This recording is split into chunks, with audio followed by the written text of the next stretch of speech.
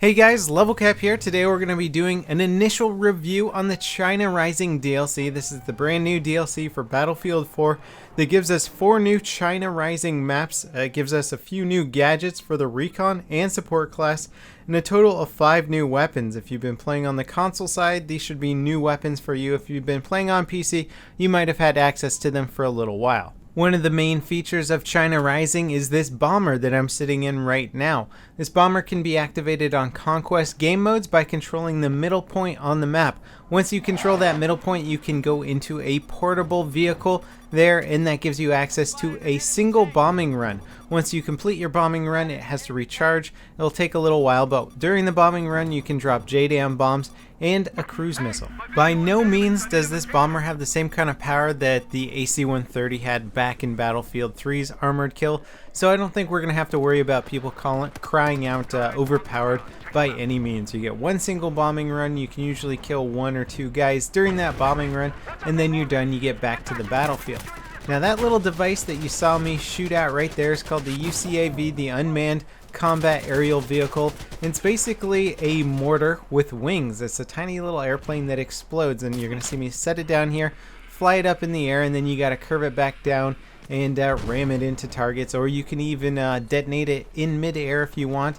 I believe you can take out helicopters with this. I haven't been fortunate enough to hit one yet, but it certainly is pretty funny hitting guys across the map with it, and I'm sure they're not too pleased about me being able to take them out with a tiny little airplane. And speaking of tiny airplanes, this is the Recon gadget that you get. This is the SUAV, small UAV. In the lower right hand portion of the heads-up display, I have a little battery meter there, and that's basically the amount of time I can control this airplane.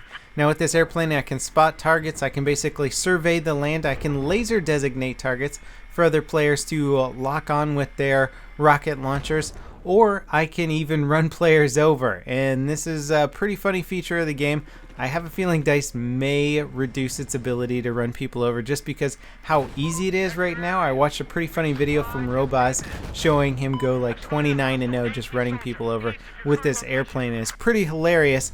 But those are the 2 new gadgets, and they're quite interesting. I'm sure we're going to find a lot of new uses for them, and it's going to be very interesting to see how people deal with, say, campers now that we have a lot of anti-camper gadgetry available. Of the 4 new maps, this one is Guilin Peaks, and it is my favorite. It just looks so lush, so green. It's also infantry heavy, which I am kind of partial to. I like vehicles and all, but I really like maps that focus on infantry combat. This one here just has a transport helicopter. You can even get the bomber in the center of the map, although infantry have pretty darn good cover against the bomber in these cave areas. And these cave areas offer really great infantry combat choke points. Things get crazy, lots of grenades. Just having a ton of fun with this map in general. Now currently Battlefield 4 has offered us a lot of urban environments, a lot of corners, doorways, windows, that sort of thing. In China Rising, we're not going to see a lot of that. It's very outdoorsy, much more open, and it definitely brings back an old school Battlefield feeling. Something that I was very familiar with seeing in Battlefield Vietnam. Even this map here looks very much like Bad Company 2 or Battlefield Vietnam. You really gotta kind of change your mindset about how you move around the map, and you'll notice I'm using a suppressed weapon here because staying off that mini-map is extremely important when most of your cover is only visual cover. Now we've moved over to the Silk Road map, and this is probably my second favorite map of the 4. The Conquest version offers 2 little birds on each side, which gets pretty interesting. This is the domination version of the map and is quarantined to a much smaller infantry focused area, and I gotta say visually this map is really stunning once you get outside of this infantry base. I haven't quite seen anything like it in any of the Battlefield games to date. We've seen plenty of desert maps in Battlefield, but this is just a different kind of desert topography. This map here is Altai Range, and it's very, very open. It reminds me a lot of the Armored Kill expansion from Battlefield 3. Not a lot of infantry cover except for the center of the map where there's a big radar tower, lots of rocky areas, and this is the one area where the infantry kind of reigns supreme, and when we're assaulting it, we kind of have nicknamed it Mount Doom because it's got very steep peaks. It's hard to get up, and you're probably gonna die in the assault process. but it's a lot of fun to actually move around the center of the map and kind of move out and try and take points from there. Here we are back at Guilin Peaks. I'm hiding out in one of the caves using the SCAR HSV, which stands for Sniper Variant. It's a DMR, and because it's so dark in this cave here, these enemies are having a real hard time pinpointing my location.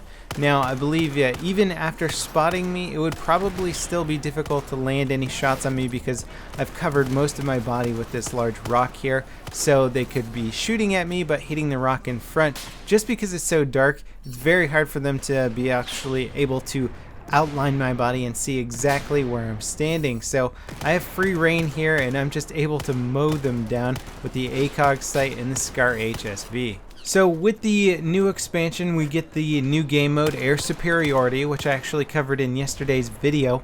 And not only do we get Air Superiority, but we get every single game mode that has been previously available in Battlefield 4 on these 4 new maps. So we've got Obliteration, we've got Domination, we've got Team Deathmatch, we've got Conquest, we've got Rush.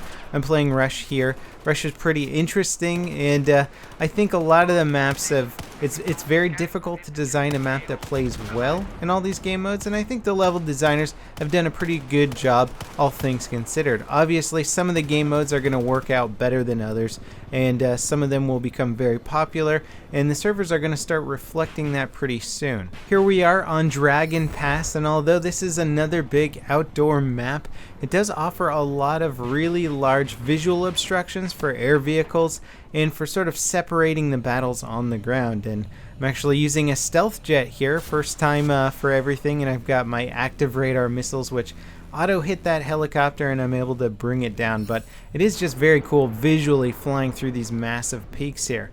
And finally I get to show you Silk Road on Conquest instead of Domination here, and just driving tanks around this map. There's plenty of armored combat to be had, so if you're a big fan of armored vehicles, you can pretty much get around the map very quickly, especially on Silk Road. You can dominate those infantry.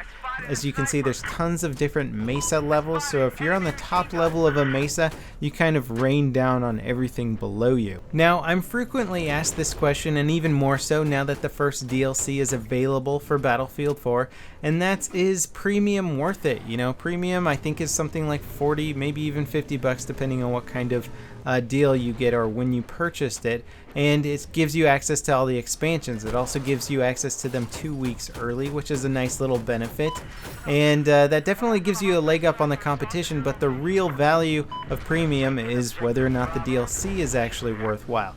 Based on my experience with Battlefield 3, I was pretty positive and pleased with all the DLC that came out. I think it offered a little bit of something for every type of player out there. If you're a vehicle person, definitely China Rising offers you a lot of gameplay on the Conquest modes for vehicle stuff. But even then, if you're an infantry only person, you also get 5 new weapons, and you also get the Domination and Team Deathmatch versions of each of the maps, which definitely offer some very, very good infantry combat. So overall, China Rising feels like a very, very solid DLC. It definitely brings back some feelings, some nostalgic feelings from Battlefield Vietnam, even Battlefield Bad Company 2 a little bit. I'm liking it a lot. I'm looking forward to seeing how the map sort of progress as people learn the layouts and better strategies formulate around it.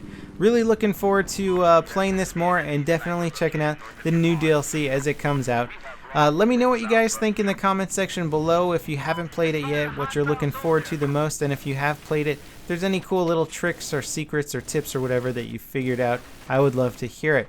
As always, thanks for watching, guys, and I'll see you next time. This is LevelCap, signing off.